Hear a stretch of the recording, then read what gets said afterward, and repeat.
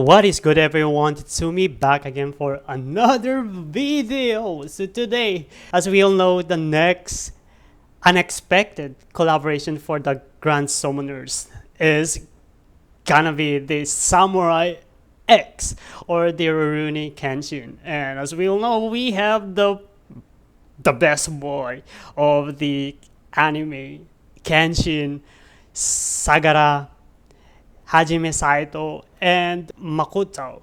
Yeah, they are all four male characters who are wheelchair, so expect that these are all a physical attacker and grand summoners. Why did you do this? At least one female that you add in this collab, but maybe in the future we will going to have another rerun, and then they will add a new units as well. So hopefully Kaoru will be added on that next crossover rerun, but we don't know if this rerun will going to happen or maybe whatnot. I actually missed the live stream, but I am expecting to have at least they release the two informations of these two units. That's where we are going to take a look today. And yeah, what can you actually say about the new crossover that was just announced? And yeah, I think that a lot of you guys probably disappointed about the new collaboration because this collab is actually a old anime. As I searched to the Google, they say that Rurouni Kenshin TV series first aired in Japan on January 10, 1996. I'm actually excited about this, and one of the best anime that I watched since I was a kid. And yeah, I'm pretty excited. And also, I wanted to take a look with their kits and abilities, and I will be just going to read them via translated. So let's go over with the first character, Kenshin. So Kenshin is actually a light unit. Unexpected. I thought he could be a fire unit again, but they made him as a light unit and belongs to human race. So equipment slots are decent. We have 6-star physical and also 5-star defense, and a 4-star equipment slot that we have or that can be changed to support equipment. And also we can see that this skill is actually deals 3000% light damage, and this one is physical, and this increases its own arch gauge by 25, and if it's crits it increases own arch gauge by an additional 25, so a total of 50 arch gauge by using skill. And the good thing about this is also a 12 seconds cool time. The arch actually deals 27,000% light damage physical, and it increases all Alice's next super arch damage by 100%. Definitely a kind of a sub attacker or probably like a main attacker. So let's go ahead, take a look with the true art. Alright, so the true arts deals 65,000% light damage physical, and each time true arch is used, it permanently increases all light units attack by 50%, and this it can be maxed up to 200% attack. In addition to that, it also increases all Alice's arch gauge by 6 per second, and it depends if the HP is above 50%. So yeah, this arch gauge is a conditional arch gauge, so probably it's going to be like a type F arch gauge, and with a 2k break. And the super arch deals a massive 170,000% light damage physical, and it increases own super quick weight by 50%, and it has a duration of the super arts only, so it's not a long duration. It only activates when super arts perform, and for 25 seconds it increases all Alice's crit rate by 100%. A unit that has a support value to it that can be your sub attacker or also your main attacker as well, because he deals a massive amount of 170,000% light damage of physical. Okay, so for his passive abilities, there are actually three passive abilities that we have here. So the first passive ability increases own paralysis resistance by 100%.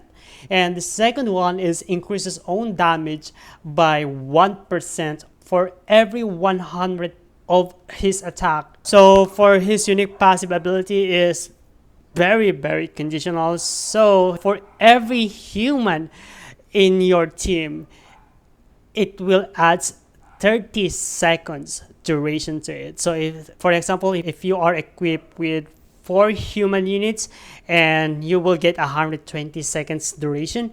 And also, in addition to that, it will also gives all allies damage resistance by 10% for every light units in the party. So we need to say if you are equipped with 4 humans and you are all light units, you will get 120 seconds duration and a 40% damage resistance to it. And this one is not going to be stuck with the same abilities at the same name.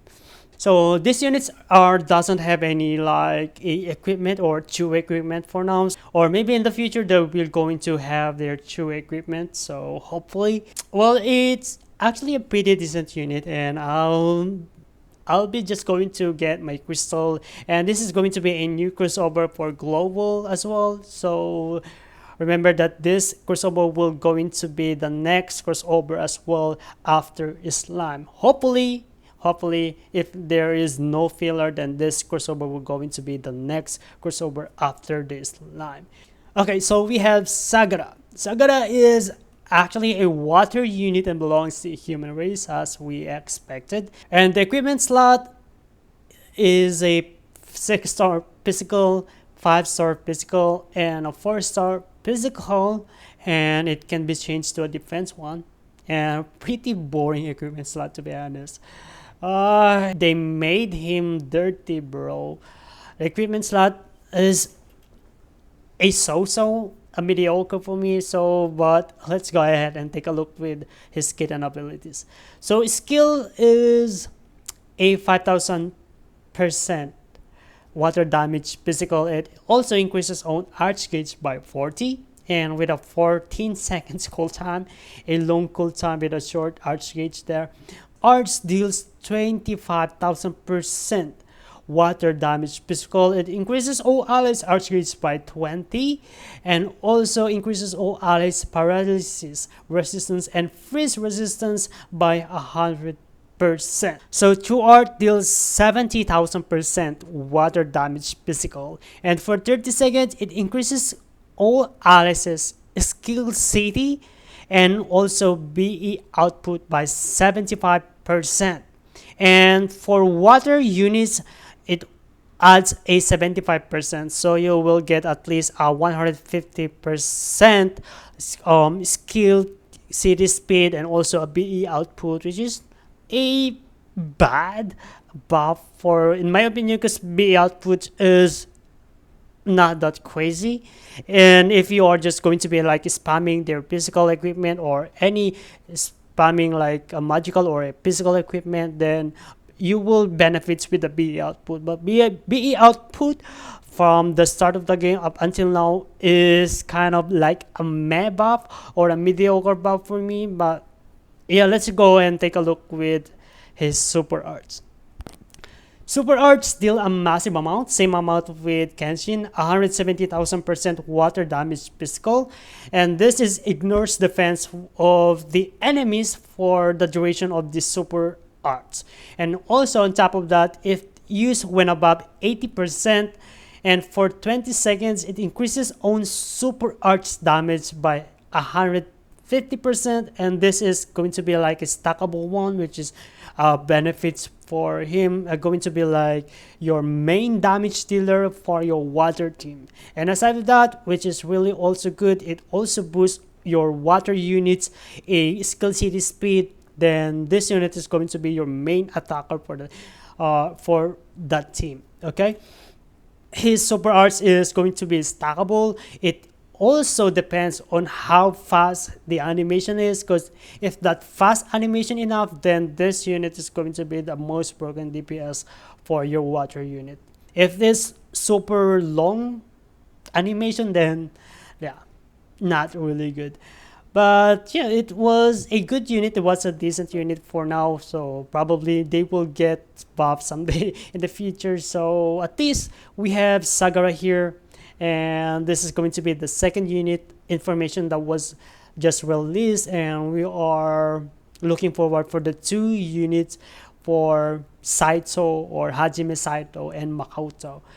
And yeah, so this unit passive abilities also has a three passive abilities.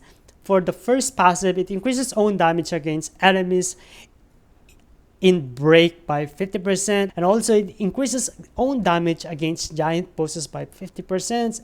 Really cool. And the unique passive is when near death, heals all allies HP by 100%, and it increases own arch gauge by 100, and it can only be activated once per quest. So that's pretty much it, since we already have the information of this Kenshin unit and Sagara unit here, and we are going to wait for Hajime Saito and Makoto informations in the future. So stay tuned for that. And yeah, what can you say about this school, or what can you say about their kits and abilities? Let me know in the comment section, and I will see you guys in the next one later.